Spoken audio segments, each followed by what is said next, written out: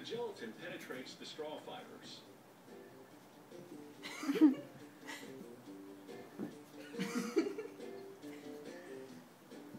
Then they hang the sombrero out to dry in the sun for about 3 hours. The workshop has a steel mold for each sombrero style it produces. Workers place the sombrero on the appropriate one in a hot press, then close the press for 3 minutes. The heat and pressure combined form the straw to the mold shape. The heat also hardens the gelatin, locking in the shape. The sombreros have a decorative band. That's good.